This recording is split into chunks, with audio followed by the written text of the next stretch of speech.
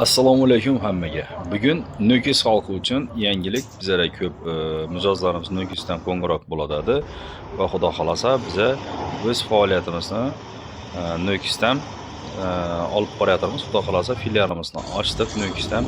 Hozir video davomida manzillar tushuntirib o'tiladi. Biza bilan call center bilan bog'lanishingiz mumkin. 12 yo'li Gepsot deb aytiladi. Bu Yangibayev перекрестка shundan chapga giriladi. Tarafga kirganda birinchi uglovoy magazin shu navesli